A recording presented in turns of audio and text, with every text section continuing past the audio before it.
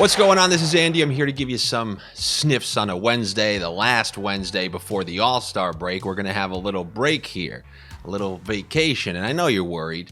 I know you're worried because, when your girl goes on vacation, Lord knows what she's going to do. Who knows what I'm going to do out there, because I can get frisky on the weekends, but we got that All-Star game coming up, and don't you think that I'm going to be one of those people dishing out All-Star bets to you for All-Star weekend? What do you mean? Oh, you got to take the Metro over the... Absolutely not. However, I will say there was a time where all-star bets were one of my favorite things to do. Before the lockout in 2004, the NHL was a miserable place where two-line passes were illegal, teams played the trap, and there was no scoring around the league. The leading goal scorer had like 37 goals around that time. And it was just a miserable league at that point. And I'm a lifelong hockey fan, and I can openly tell you that. Then during the lockout, they had to make rule changes. They created the trapezoids. They changed the sections of the zones. They got rid of the two-line pass to open up the offense.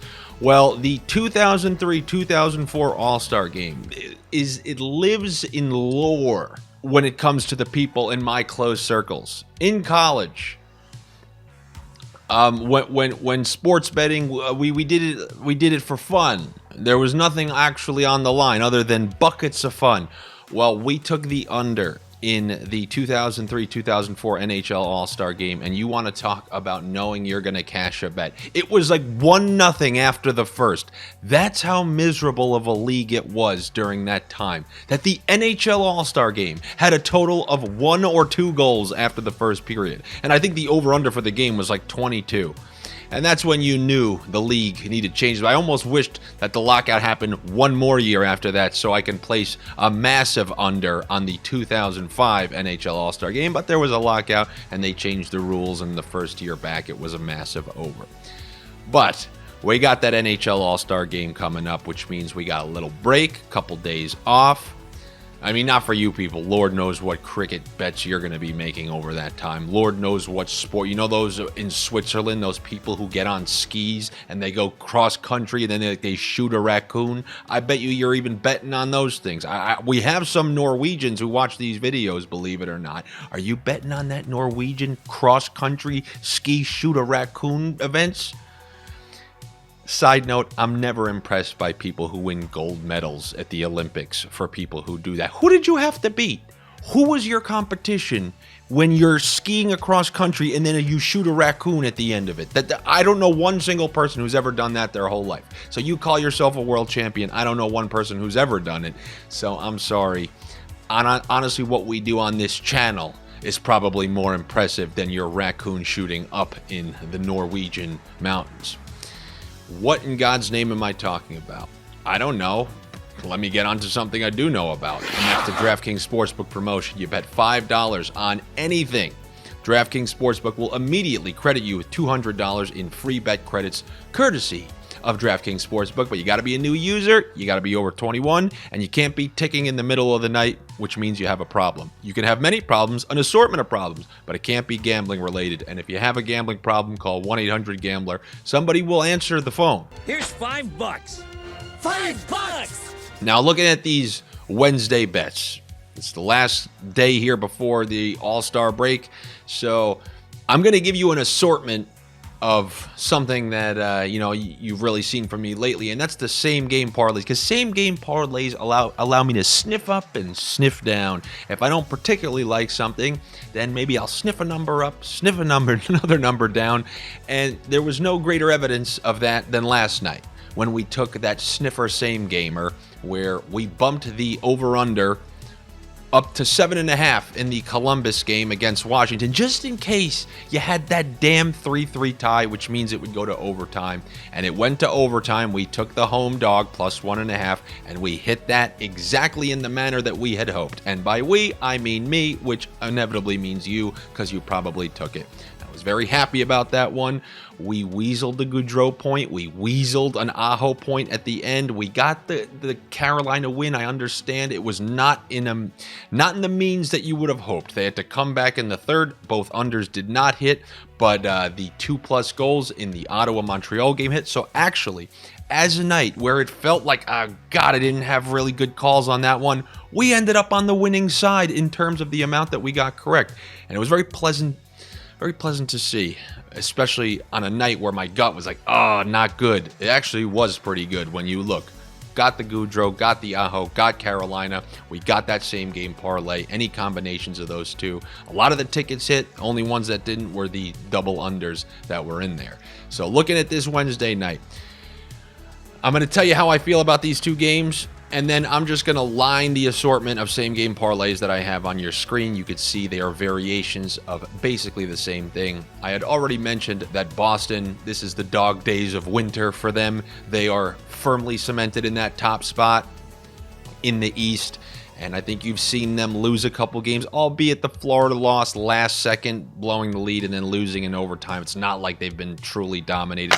Now you got Toronto, who played Boston in a tight game that ended in the last minute or two when Boston broke the tie.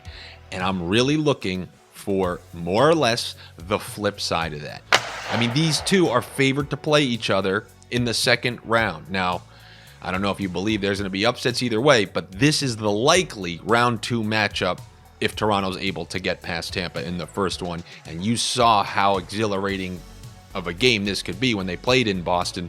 And the same way I said I'm looking for Tampa to return the favor of that loss, the same way Carolina returned the favor of that loss, I'm going to take Toronto to return that favor in this game. If I had to predict an exact score, I'm just going to flip what happened in Boston. I'm going to think that Toronto finds a way to win this one late 3-2. However, you got to get some insurance on this one, which is why you're going to see an assortment of bets that range from both teams under 4.5 goals with Toronto plus 1.5, then that same kind of bet with Toronto to win, and you're going to have varying amounts of money in this one. But basically, I'm thinking that this is of the lower scoring variety, and the over-under indicates that. It's not like they put it at 6 or 6.5. This one's floating to 6 and 5.5, which leads you to believe that Vegas thinks this one is going to look like that last game in Boston.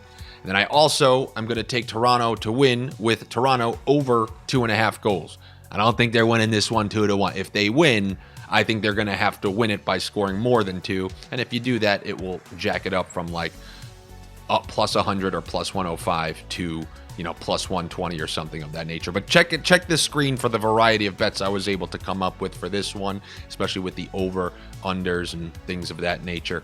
Now looking at that other game, I'm going to kind of follow an age-old formula here. You had Carolina, who had to gut it out yesterday, and they were down 3 goals in the third.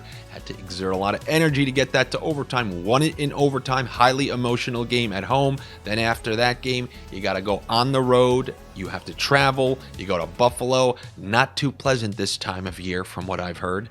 And they're going to be playing the Sabres, who I was thoroughly impressed by in that road trip. Those games against Dallas and Winnipeg, that offense is really shining. And if they can just somehow just get some defense going,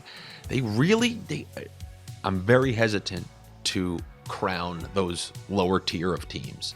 But if they can play the way I saw them play on that last road trip, they could be a little something to deal with. They play with this loose freedom, which eventually, cost them in their own end.